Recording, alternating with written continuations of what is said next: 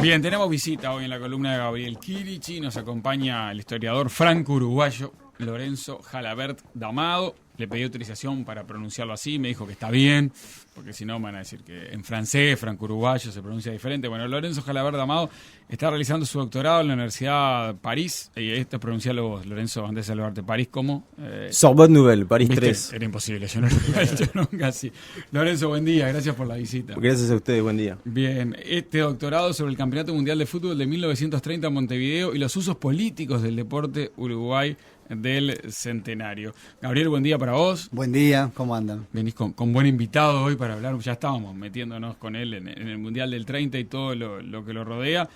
Quizás, Gabriel, en principio hacer una breve presentación de Lorenzo para que la gente lo conozca, y porque es interesante escucharlo ahora, ¿no? Bueno, creo que es muy interesante porque de alguna manera se está acercando la academia y principalmente la historia y la historiografía al fenómeno futbolístico. Es una larga deuda, creo que tiene, y sobre todo en Uruguay, que es tan parte de la identidad del fútbol como lo cultural que hace al uruguayo. Y bueno, no han existido trabajos que se metan con la cuestión futbolera, social, política, sin perder de vista a los futboleros. Hace un tiempo ya que existe el grupo de estudios sobre fútbol uruguayo que integran varios historiadores y también gente vinculada a las ciencias sociales, Andrés Morales, Julio Saba en la Católica, pero han colaborado De Masi, Rafael Baize, que han venido pensando en la cuestión del fútbol, pero que tenemos básicamente una producción que surge o de crónicas o de memorias, o también, sí, de grandes relatos periodísticos, pero vieron que el fútbol está muy atado también a esa construcción como medio mítica, ¿no? Y bueno, y encontrarle un poco de métier del historiador para analizar el rol del fútbol es súper interesante. Y bueno, a raíz de una invitación que en el Museo del Fútbol le hicieron a Lorenzo para comentar sobre su tesis, y porque se trata además de un historiador joven que ha hecho si bien, bueno, eso lo contará más él que yo, ¿no? Pero su trayecto en Francia y digamos, ya hizo el máster y ahora está haciendo el doctorado sobre historia del fútbol, está de alguna manera, creo yo, que en la vanguardia de esta nueva forma de investigar y de acercar lo histórico al fútbol y el fútbol a la historia, que nos permite también repensar un poco algunas construcciones míticas de nuestra nación, de nuestra política. Bien, Lorenzo, contanos un poco, antes de entrar en tu trabajo, en tu doctorado, de vos, ¿no? Porque te escuchamos hablar español perfecto. ¿Cuánto tiempo viviste acá, allá? ¿A qué edad te fuiste a Francia? Bueno, es una familia mezclada, ¿no? Es sí, en realidad yo no soy uruguayo, soy hijo de uruguayos, nunca viví en este país. ¿Nunca viviste? No, nací en Estados Unidos. Llegué a Francia cuando tenía 3 años y me crié ahí, pero como saben, los uruguayos del exterior son muy uruguayos todavía, hablamos uruguayo. Claro, más uruguayo que muchos. Son patriotas, entonces siempre en casa se habla español, de ahí que lo hable bastante bien y está. Bien, no, como uruguayo lo Sí, bueno, gracias. Todo mérito de la madre y del padre. Bueno, bien, así que esa es tu historia. Uruguay, ¿con qué frecuencia venís? Digo, porque también esta historia del Mundial del 30 tiene mucho que ver con el Uruguay. ¿Por qué elegiste ese tema? Bueno, ¿Por la casa? ¿Por tanta presión? No. En realidad lo elegí porque yo tenía un gran debe hacia el Uruguay, me sentía uruguayo y quería indagar más sobre este país, ¿no? Que no conocía. Entonces, después de una licenciatura en Ciencias Históricas, me especialicé en una maestría en París 3, en el Instituto de Altos Estudios de América Latina. Y ahí elegí trabajar sobre Uruguay, ¿no?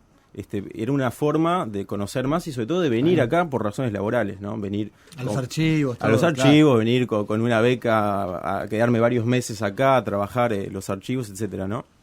Entonces, eso y el tema del Mundial surgió de por sí, porque hablando con mi director de tesis allá en Francia, bueno, llegamos a la conclusión que el Mundial del 30 es un fenómeno importante, un evento importante, y no ha sido trabajado de manera sistemática, ¿no? por la academia, digamos. Como decía Gabriel, hay trabajos más periodísticos, algunas memorias, pero todavía no hay un relato que intente conectar ese evento histórico a la historia del país, ¿no? más a largo plazo. Ahí va. Bien, ¿cuándo arrancaste con el Mundial del 30 específicamente? Específicamente la maestría, que es el mismo tema, la arranqué en el 2012 y el doctorado, o sea, terminé la maestría en el 2014 y el doctorado lo arranqué en el 2015. Y normalmente se supone que lo termino en el 2018. O sea, ¿Y sigue habiendo material para sí, investigar mucho? Sí. Material hay de sobra. El tema es encontrarlo, Claro. ¿no? ¿Cuáles son Hay las de sobra principales y fuentes? en desorden. Sí, Las claro. principales fuentes, y mirá, están los archivos de la AUF, por ejemplo. Están en la Biblioteca Nacional se puede encontrar harta cantidad de material también. En el Palacio Legislativo, todo lo que son las leyes que se hicieron respecto al fútbol en ese momento, a la subvención del campeonato, cuando el Estado uruguayo pone plata, todo eso se votó en el Parlamento. Entonces ahí Están las discusiones. están las además de lo que discusiones, el votaron, Archivo General de la Nación, está todo lo que remite a la Comisión Nacional de Educación Física. Que era como el Ministerio de Deporte. Claro, de ese Que era momento. como, ahí va, que dependía del Ministerio de Instrucción Pública, que era el Ministerio de Educación, Opa. en aquella época. Sí, sí. O sea, hay muchas fuentes. También vos pienso que conocés bien los archivos del Sodre, ¿no? Sí. Que se crea en ese momento también. O sea, hay material por todos lados y hay trabajo de investigación. Incluso hay una película, que quedan poquitos minutos, pero... También, en el 2004 la FIFA editó una película con material que habían encontrado acá en Cinemateca Uruguaya, que era el resto de unas cintas, pero tal vez hablamos después de esa cinta porque es bien interesante. Bueno, comencemos por la organización, porque vos decías, se discutieron leyes en el Parlamento, hubo subvención, hubo plata del Estado. ¿Llegaste a averiguar cómo logra Uruguay la rareza de organizar el primer Mundial? Sí, bueno, eso me parece es una excelente pregunta, ¿no? Porque en Uruguay parece un poco obvio que se vaya a jugar el Mundial acá, porque Uruguay era campeón, ahí va, 24-28, pero en realidad no es tan obvio. La FIFA era un ente eurocéntrica. Recordemos que, por ejemplo, los congresos anuales de la FIFA, desde 1904 hasta 1950, siempre fueron en Europa. O sea, la FIFA no salía de Europa. Y sin embargo, se juega ese Mundial acá en Uruguay, lo cual, como decís, es una rareza. Yo creo que lo que permitió eso fue más que nada el proyecto financiero muy novedoso que propuso la AUF para organizar el Mundial, ¿no? Que en aquel momento, cuando se jugaba el Campeonato del Mundo en el marco de los Juegos Olímpicos, cada delegación se pagaba sus propios gastos. Gasto de transporte, gasto de estadía, etcétera, ¿no? Y Uruguay, a la hora de organizar el Mundial, a la hora de proponer su candidatura, dice que ellos van a pagar todo. Que la AUF va a cubrir todos los gastos. Estamos hablando de gastos de transporte, o sea, barco desde Europa hasta acá, ida y vuelta, gastos de estadía, el Mundial dura 3 semanas, o sea, son 3 semanas de estadía con comida, y además paga el jornal por salario perdido de los jugadores. O sea, los jugadores que son amateur tienen un trabajo en Europa y en los otros países, no pueden trabajar en ese momento, entonces Uruguay les cubre lo que se pierden por salario, ¿no? Y entonces, con ese proyecto financiero muy sólido, Uruguay logra conquistar los votos y sobre todo que los otros países candidatos, había 5, eran España, Italia, Suecia, Holanda y Hungría. Todos esos también eran candidatos para organizar el Mundial. Con ese proyecto financiero, Uruguay logra que los países no retruquen, ¿no? Bueno, estamos hablando del año siguiente a la crisis del 29, ¿no? Un Exactamente. mundo complicado. Estamos hablando de una situación económica en que la gente está medio, ¿no? Claro, igual la candidatura es antes. ¿En qué momento se resuelve que va a Se ser resuelve en mayo del 29, pero ya, o sea, los signos, digamos, de crisis inminente ya existían. O sea, la economía europea tenía recesión, o sea, no era un ambiente propicio a los gastos masivos que Uruguay proponía, ¿no? Claro, Y en era esa- jugar el 2 de la muestra, tirar, pagamos Claro, todo, era pum. Y en esa investigación lográs saber de dónde vas a Uruguay esa confianza para pagar todo, porque derechos de imagen no teníamos, televisión tampoco. No era no la había- cosa que soy del Está fútbol. mezclando problemas actuales. Sí, bueno, en realidad Uruguay no saca eso de la manga, digamos, de cualquier lado, sino que tenía la experiencia en las Copas América. La Copa América, que se viene jugando en la Conmebol bien. de 1916, tenía ya ese programa de cubrir los gastos de las delegaciones invitadas. Y era algo que funcionaba. Siempre habían podido cubrir esos gastos con la venta de entradas. Bien. Simplemente con la venta de entradas, efectivamente no había tele en ese momento, la radio empieza, vos sabés, por ahí 23, 24 empieza a haber relato de radio, pero solo con los gastos de de entrada, ¿no? De la venta de tickets para el estadio, se cubrían los gastos. Entonces Uruguay sabía que si construía un estadio grande, de hecho el Centenario estaba proyectado para tener 100.000 lugares, iba a poder recuperar gran parte de ese dinero. Y de hecho lo hizo. Bien, y ahí, ¿qué apoyo obtuvo para hacerlo? ¿Qué países? O nadie se opuso porque ya con esto de la plata, que te pago todo, más o menos fue en coche? No, fue muy complicado y Uruguay lo sabía ya de antemano. Acá tengo una pequeña cita del diario El Día, en abril del 29, o sea, antes de que se resuelva que se juegue en Uruguay. Dice así el diario: pensamos con razón de la comodidad que siempre caracterizó a los europeos, que entre venir 18 naciones a Río de la Plata o que vayan de aquí 2 o 3 a París, Madrid, Viena o Roma, o lo que sea, elegirán cómodamente la más cercana, como lo dieron a entender en antesalas del Congreso de la FIFA en Ámsterdam en junio pasado. O sea que los uruguayos tenían clarísimo que iba a haber oposiciones, que los países europeos nunca iban a querer venir hasta acá a disputar un mundial, entonces se fueron preparando para eso. Y lo que realmente permitió vencer esa oposición fue el apoyo de los países sudamericanos, los países de la Conmebol, ¿no? En 1929, por el mes de marzo, o sea, un poco antes del congreso en que se elige a Montevideo como sede, Uruguay le presenta a sus socios de la Conmebol, es un congreso de la Conmebol que tiene lugar en Buenos Aires, en marzo del 29, en que le pide a sus socios sudamericanos el apoyo para que sea el mundial en Montevideo, ¿no? Y esos países sudamericanos aceptan apoyar y el argumento es que por el uruguayo. Centenario de la Constitución, claro, también, ¿no? O Si queremos sea, festejar. Uruguay está festejando el centenario, los países lo habían festejado un poco antes. Uruguay es el último país de América que lo festeja, y había una solidaridad latinoamericana. Pero sobre todo lo más importante es que estos países sudamericanos se comprometen a mandar sus delegados al Congreso de FIFA del 29, en que se va a dar el voto. Porque eso es muy importante. En aquel momento los congresos anuales de la FIFA quedaban muy lejos para los países sudamericanos, ¿no? O sea, era semanas de viaje. Claro, era semanas de viaje para mandar 3 delegados a votar unos temas y volver. Entonces los sudamericanos no iban, ¿no? Uno mira los congresos anteriores, hay una presencia sudamericana muy escasa.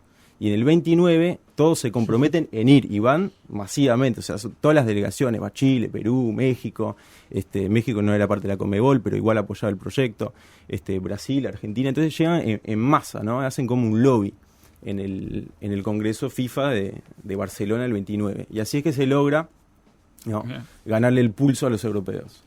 Bien, acá hubo discusión política interna, para hacer el mundial, o todos estaban más o menos de acuerdo. Bueno, había consenso en lo que es la oficialidad, ¿no? O sea, el Partido Colorado en su mayoría, más allá de las corrientes, ballistas, riveristas, estaban todas de acuerdo y lo apoyaron, eso se ve en los diarios. La oposición del Partido Nacional apoyaba el proyecto en el sentido que era un festejo patriótico, ¿no? Entonces era un tema que les importaba, pero sí le daban crítica, o sea, criticaban el mundial en los aspectos organizativos, diciendo que Uruguay iba a ser un papelón porque el gobierno el era... Estado gastaba. Claro, el Estado son unos ineptos, van a hacer todo mal, vamos a hacer venir los europeos acá y se van a dar cuenta que esto es un desastre, ese tipo de cosas. Igual ¿no? el estadio tenía andamios, todavía no estaba terminado. Sí, no estaba terminado. Hubo cosas un poco... Claro, hubo rumores que se iba a derrumbar el día de la como en inauguración. todos los mundiales, ¿viste? Sí. Siempre. Sí, en el primer mundial también se llegó en la hora. Sí, Claro. Tal cual. Y después están Los comunistas, los comunistas, es una historia sí. muy rica esa, ¿no? Eso vos lo trabajó Andrés Morales, También. justamente del Grefu. Los comunistas tienen una posición realmente muy interesante, por más que sea anecdótica, porque era un partido muy chico en aquel momento, que es de rechazo frontal y muy virulento en contra del mundial, ¿no? Dicen, acá tengo una cita, no sé si tenemos tiempo claro. para... Sí, metele. Es una cita que le voy a decir a la audiencia porque no lo está viendo, que la tiene manuscrita en un cuaderno. Esto es... Que acompaña su tesis, es una cosa increíble. Sí, lo va metiendo ahí adentro de la tesis. Sí, problemas tecnológicos de esta mañana. Una impresora que defeccionó. Es una cita del diario Justicia, o sea, el órgano oficial del Partido Comunista en aquel momento, que es del 12 de julio del 29, o sea, el día anterior a la inauguración del Mundial. Y el artículo se llama Abajo el Campeonato Mundial. Creo que ya queda claro, ¿no? En el título. Y arriba los pobres del mundo. Y dice así, lo corté porque era muy largo, ahí está la parte final, dice así: la burguesía realiza su campeonato mundial para darle un contenido popular a las fiestas del centenario con las que quiere hacer emborrachar de patrioterismo a la clase trabajadora, para que ésta olvide que en los instantes en los que más se habla de libertad y de independencia, gimen en la cárcel presos obreros. Los trabajadores no tienen por qué alegrarse como lo hacen los burgueses, y su prensa porque se realice el campeonato del mundo, sino que tienen que luchar contra él. Abajo el campeonato del mundo, abajo la reacción capitalista, viva la libertad de los presos obreros y la apertura de la casa de los sindicatos, viva la Federación Roja del Deporte. Esto es muy... Qué es linda, muy sí. Perdón, pero es muy linda. Es muy lindo. Aparte tenían las espartaqueadas, porque hay toda una Claro. cosa como alternativa de los... Sí, bueno, vieron que al final hablan de la Federación Roja del Deporte. Sí, ¿qué es eso? Eso, no sé si se ubica en los trabajos de Rodolfo Porrini, de Laudelarzo, el Tiempo Libre Obrero. A partir de, creo que es el 22, se organiza una liga paralela, proletaria, digamos, del Uruguay, que se llama la Federación Roja del Deporte. Y ahí... Para varios deportes era... Para varios, pero lo que más se usaba era el fútbol, ¿no? Y aparece en los diarios Justicia, por ejemplo, los resultados de los partidos y los nombres de los equipos. Claro. Sí. Y Tiene ahí, que ser espectacular. Alas Rojas, Soviet, Vieja Guardia, Moscú, cosas de esas, ¿no? Participaron en una espartaquiada internacional, salimos cuartos. Claro, ahí va, en 1928, o sea, en el momento en que Uruguay estaba ganando, el Uruguay de la AUF, la Celeste, Claro. estaba ganando los Juegos Olímpicos de Ámsterdam. Bueno, un mes después, estos jugadores de la Federación Roja del Deporte arman un cuadro de selección, que es la selección obrera del Uruguay, y la mandan a participar a la Espartaquiada de Moscú de ese mismo año, 1928, ¿no? De hecho, Uruguay es el único país no europeo que participa en esa Espartaquiada, ¿no? Y los comunistas tuvieron que pagar, hicieron una colecta popular y con mucho esfuerzo lograron mandar esos 11 jugadores que terminaron cuartos Espectacular. Sí, espectacular. O sea, como que Uruguay tiene un vínculo con el cuarto puesto también, ¿no? Muy importante. Desde ese momento, desde las espartaqueadas. Desde ese momento. ¿Qué fue en qué año ese? El 28. El 28, el mismo año de los Juegos Olímpicos. Estamos con Lorenzo Jalabert Damado, joven historiador franco-uruguayo. Acá dice más uruguayo que el mate, sí, ya explicó por qué, por su casa. Ahora vamos a venir con la segunda parte de la nota. Quiero leerte algunos WhatsApp porque muchos lo vamos a tener que guardar, capaz que querés tener contacto con ellos. Acá dice: hola, tengo la colección completa del gráfico de 1930 sobre el Mundial, encuadernado. Que el investigador se conecte conmigo, es un tesoro familiar para ser consultado si quiere. Dice bueno, acá. Agradezco la propuesta. Bien, Mundial del 30. Tenemos en la familia una entrada sin cortar del partido de inauguración.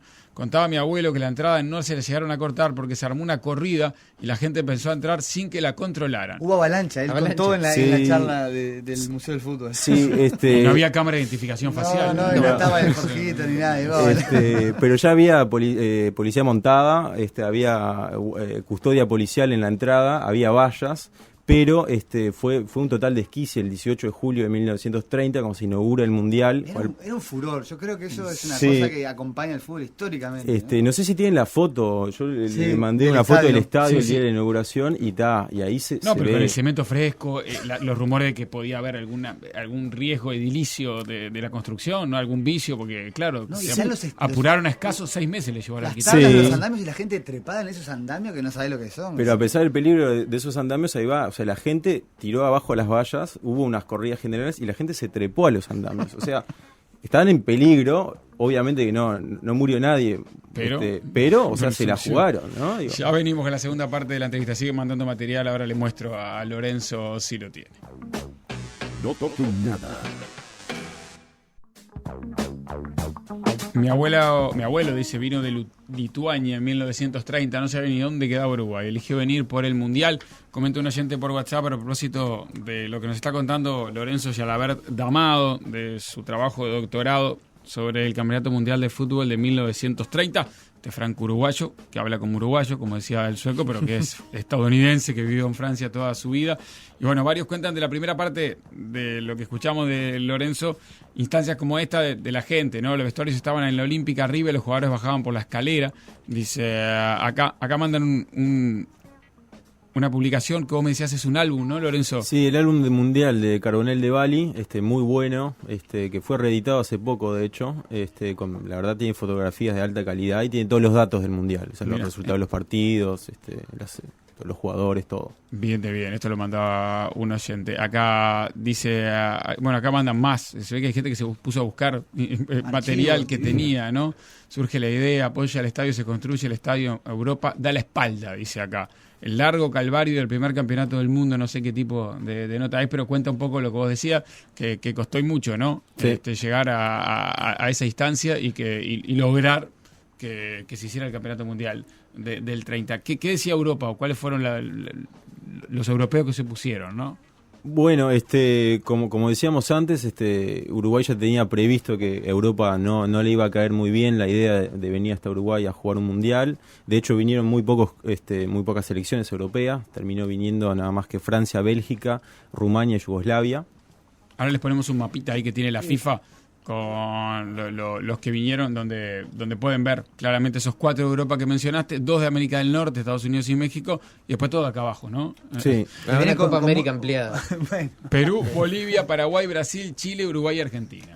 Exacto. Copa América Centenaria ampliada. Pero los que vienen con muy buena onda. Vamos a empezar por los que vinieron, que buena onda. Los que vienen, sí, o Sobre todo sea, los pero serbios. vienen, Yugoslavos. Claro, pero contalo vos. vienen a último minuto, ¿no? O sea, hasta febrero, marzo de 1930 todavía no hay ningún país europeo inscripto en el mundial, ¿no? Se decide muy a último momento. En el caso de Francia es por iniciativa del propio presidente de la FIFA, Jules Rimet, que además de ser presidente de la FIFA era presidente de la Federación Francesa de Fútbol. Y bueno, se da cuenta que está corriendo peligro la FIFA como institución, porque los países de la CONMEBOL se solidarizan de Uruguay y ante lo que parece ser un boicot europeo, dicen que si no vienen los europeos se van a retirar de la institución, ¿no? Entonces, frente a ese peligro de la FIFA, Jules Rimet, si permiten la expresión, se pone las pilas, le pide a su propia Federación Francesa que haga todo el esfuerzo posible. Él mismo va a recorrer toda Francia durante un mes buscando los diferentes jugadores, va a las fábricas, pues eran amateur todos trabajaban, va a las fábricas. A convencerlos de hacer el viaje, básicamente, ¿no? A pedirles por favor que vengan. Y logra armar un equipo y Francia termina a último momento decidiendo que va a venir. Y son ovacionados, de hecho los franceses cuando llegan en el barco, en junio, a finales de junio del 30, está todo Montevideo esperándolos en el puerto. En el caso de Bélgica pasa algo medio similar. Bélgica primero había dicho que no, que quedaba muy lejos, que eran jugadores amateur, que no se podían ir tanto tiempo, estar tan lejos de su familia. Y lo que hace Uruguay ahí es pasar por el canal diplomático.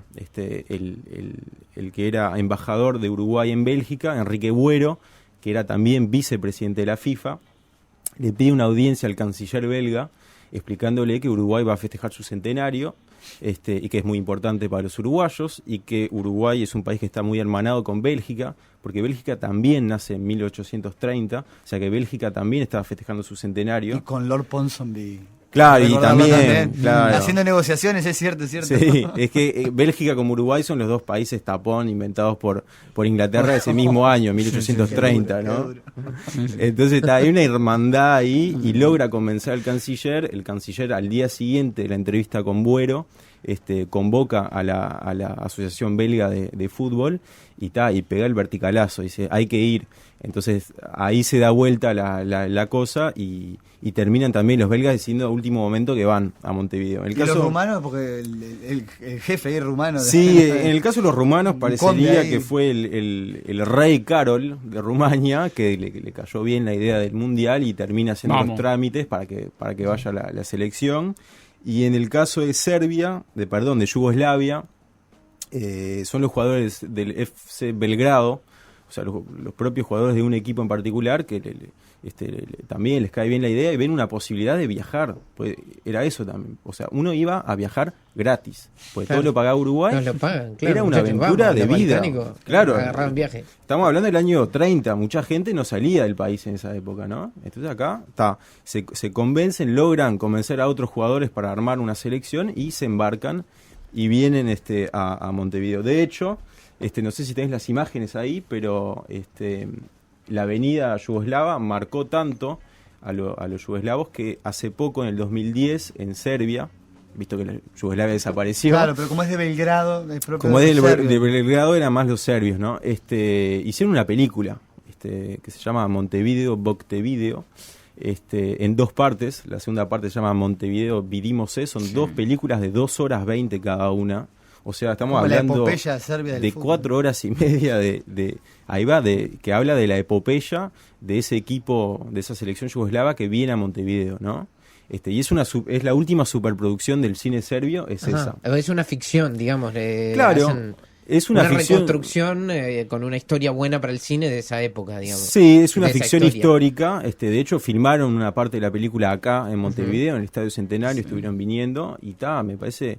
Eso Sí, los productores lloraban cuando entraban al Estadio Centenario porque era como una cosa, es decir, para los tipos quedó en su historia como el primer momento en que Claro, desde la- Belgrado salió un cuadro al mundo a jugar, ¿no? La gran epopeya. Y también, cuidado, que Yugoslavia llega a la semifinal. Pierde después, es vapuleado por Uruguay 6-1, pero llega a la semifinal, ¿no? O sea que de tuvo por una sí, buena participación. Es todo un logro. Bien, o sea que estos 4 europeos que vinieron por estas diferentes circunstancias, casi que al final decidieron venir. Digo, Sí, porque lo que pasó en un principio, con Uruguay manda las invitaciones en julio de 1929, primero hay un silencio total de parte de Europa, después empiezan a llegar desistimientos, sobre todo en los países amateur, que dicen, bueno, lamentamos mucho, pero no vamos a poder ir.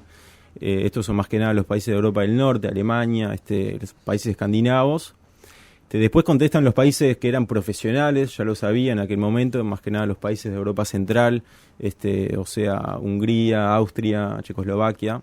El caso de Inglaterra es interesante. Y el ¿no? caso de Inglaterra también, que dicen, bueno, o sea, nosotros está bien, podríamos ir, pero ¿qué pasa? Los clubes, los jugadores profesionales juegan partidos amistosos en el verano y eso le aporta, le da réditos a los clubes económicos, ¿no? O sea que si mandamos los jugadores a jugar el Mundial, nos perdemos esa plata. Entonces, ¿qué hacen? Le piden plata al gobierno uruguayo, ¿no? Entonces le piden, por equipo le piden 4.000 pesos, oro. Estamos hablando, hoy en día el peso vale muy poco, pero en aquel momento estaba a la par casi con el dólar y era otro dólar. Estamos hablando de platales. Y Uruguay acepta pagar esos 4.000 pesos oro.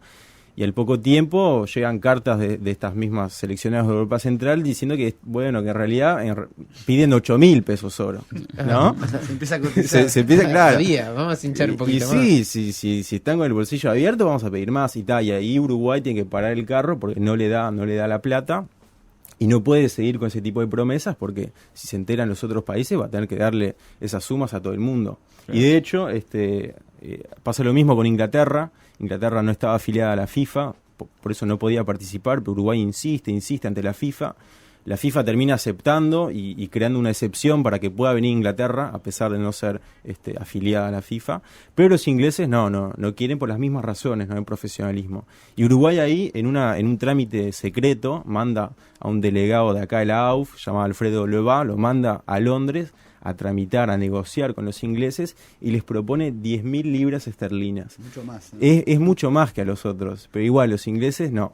Hay un tema con Inglaterra que vos contaste que es también esa postura de ellos que, bueno, lo de la FIFA no es el verdadero fútbol es, lo decía Luzuriaga también, sí. ¿no? Es el inglés, el de la FA Cup, y que además como pues venían y perdían con los de la FIFA, decían, no, esto no es fútbol, y como que no querían mucho tampoco someterse a la competencia con otros que practicaban el deporte, ¿no? Sí, hay un tema céntrico con lo que es Inglaterra, es que ellos son los que crearon el fútbol, ¿no? Y dieron cátedra, o sea, los primeros años de fútbol eran los famosos maestros ingleses. Venían acá a Río de la Plata, vinieron algunos, el Nottingham Forest, el Chelsea vino después, y eran partidos que terminaron 11-1, cosas de esas, ¿no? Pero después. Y rápidamente hay un catching up, o sea, una recuperación de los otros países del mundo que aumentan su nivel de juego y terminan ganando la Inglaterra, ¿no? Por ejemplo, en 1920, en los Juegos Olímpicos, Inglaterra, el primer partido de los ingleses, quedan eliminados contra Suecia. Pierden 3-1. Y eso es un escándalo en Inglaterra, ¿no? Ahí se derrumba un mito. O sea, los ingleses no entienden cómo fueron depositados de su propio deporte. y adoptan una posición aislacionista, que es decir, bueno, nosotros nos retiramos. Hacen un ratito la del gordo dueño de la pelota. Claro, Como exactamente. tiene el imperio igual, ¿no? Sí, me parece, es eso. Se van para la cagada y yo no juego más. Se van, yo no juego más, y bueno, y hacen lo mismo. En el 24, por ejemplo, no van a los Juegos Olímpicos, en el 28 tampoco. Por eso es que Uruguay insistía tanto para que vengan Claro, los era un ingleses. golazo que viniera a Inglaterra y ya Claro. está. Lo que le faltaba a Uruguay para ser el máximo campeón era ganarle a los ingleses, ¿no? Para que quede demostrado que eran los mejores del mundo. Por eso insistían. Pero los ingleses no cayeron y se quedaron tranquilitos en Inglaterra. Bien, acá tengo más de los oyentes. Hay un par de películas llamadas Montevideo que cuenta la historia de la selección yugoslava en el Mundial del Sí, 30, lo que exacto, acabamos de exacto. decir, ¿no? Y esa visión serbia hoy en día, europea. Dice, los blancos estaban en contra, decían, vamos a condenar a un país a correr tras una pelota de cuero, o preguntaban. Fernández Crespo en revista del Partido Nacional. Dice acá, bueno, esto le daba una réplica a cada jugador, pero esto fue ya del 30, ¿no? La Jules Rimet. Esa Copa. es que la Jules Rimet fue usada hasta el 60 y pico, creo. que Hasta fue, el ¿no? 70 es la última, La ¿no? última es Que la que se le da a Brasil se la Que queda en propiedad. y después se la roban y Sí, desapareció. La desapareció fundieron, esa copa. de hecho. Tengo sí. entendido que Jules Rimet estaba a favor de hacer el Mundial en Uruguay, que también el discurso del delegado argentino fue muy pasional. Abrazos, dice Mec. Bueno, la película se llama Montevideo. También nos dejan como tremendos sucios, pero está muy buena. ¿Nos deja como tremendos sucios la película? Sí, yo creo que sí. Uruguay, ¿no? Pero bueno, Reconozcamos. eso me parece que es una necesidad del cine, ¿no? Pasó lo interesante. Esa película, me habló de ella una amiga serbia que la vio y me contaba eso, que en la película aparece como que Uruguay robó ese partido de la semifinal, ¿no? El 6-1. El 6-1. Ah, sucio del Deportivo. No, no sé el país. o sea, el Claro, deporte. pero como era una historia de todo el país, dije sucio porque tirábamos las aguas hervidas, pero no. No. Sucio Según lo que tengo entendido. de fair play. Es que Claro, de fair Era play. bravo Uruguay. Sí. Tenía grandes jugadores, sí, este, todo bien, todo pero... dicho. Es que una superproducción de cine no puede terminar en un 6-1, ¿no? No tiene sentido. Eran los héroes Le serios. tenían que poner algo. Claro, entonces yo Sí. no la vi, la encargué, es difícil conseguir, la encargué, la voy a ver ahora en unos meses, pero según lo que me contaba mi amiga serbia, lo que presentan en la película es que Uruguay está en esa semifinal, roba el partido, le anulan un gol a Yugoslavia o meten goles en offside, el árbitro es completamente parcial, etcétera, etcétera, ¿no? Como que quedan como que fueron Bien. robados. El relato yugoslavo es Y ese. es Es como, una manera como de quedar 3 millones bien. de Jaime Ross del cuarto puesto nuestro en Sudáfrica. Claro, pero- uy, bueno. No, Claro. otro cu- Pero por el sin las Uruguay. filmaciones de FIFA. Lorenzo Yalaberda, Amado, un placer tenerte por acá en el, No, en el muchas día gracias. de hoy. Aquí los carpinteros fundamentalistas te advierten, o el carpintero fundamentalista Kirichi te advierte ¿Qué advierten? que no Decime. armas más, que no traigas más gente, que con todos comes del Pero tupper. ese- de pará, eso. pará. Pero yo le decía a mis amigos los carpinteros que la columna se tiene que nutrir de los que saben y es un puente. Por eso dice que Es una virtud. Pero por suerte Lorenzo vuelve, cuando tenga la tesis doctoral aprobada, lo vamos a volver a invitar. Muy bien. Porque además yo creo que es un tema que da para mucho más. Ahora estuvimos viendo, picoteando, pero porque incluso tenemos mucho más arriba el Mundial del 50 por el logro deportivo, pero el Mundial del 30 tiene toda esta otra construcción previa, que es también el logro, y sin ponerse nacionalista ni nada, ¿no? Es decir, pero el logro político, institucional, de ubicar a Uruguay en el mundo. Yo creo que es mucho más fuerte la historia político futbolera uruguaya por el Mundial del 30 que por el Mundial del 50, porque además era el momento, y él lo contó en una parte de la charla, en donde el fútbol era estar en la modernidad. Es decir, el fútbol era el debate, la lucha entre los adonis de tu pueblo contra los del otro pueblo, porque era lo que jugaban los europeos. Entonces, estar a la par de ellos, hacer el mundial, con todas estas cosas pintorescas y todo, ¿no? Pero hablan de un Uruguay en aquel momento que también podía soñar con presentarse a La la vanguardia. primera escena internacional en la vanguardia. Y eso creo que es re interesante para ver, bueno, cuando fútbol y política fueron mucho más positivos y no perder esas raíces, no solo quedarnos en la garra. Y, obviamente algunas cosas sucias del deporte que siempre pasan, pero sí, es una historia muy linda y bueno, vale la pena conocerlo con quien la investiga, ¿no? Gracias, Lorenzo. Lo que decía el carpintero fundamentalista, por si no entendiste, es que se notan las diferencias de los invitados, lo bueno que son con Kirichi, lo que hacen es pegarle a Kirichi. Tenías el sello de calidad porque venías con recomendación de Rila acá, todo lo que en estos 11 años vino con recomendación de Rila, no falla. Fue un placer, Lorenzo, Bueno. conocerte, tenerte por acá, así tan uruguayo como... Lo esperamos tan de vuelta, francés. lo esperamos Y de te vuelta con la esperamos de tesis. vuelta cuando estés aprobada con ese doctorado. O cuando se haga la película de Uruguay de 1930, que tiene que hacerse y tiene que tener asesoramiento histórico. Y va a tener ¿no? subtítulos en serbio para que la puedan ver Claro. de todos lados. Gracias por la visita. Bueno, Che. gracias a ustedes, fue un gusto. Gracias, un abrazo. No toquen nada.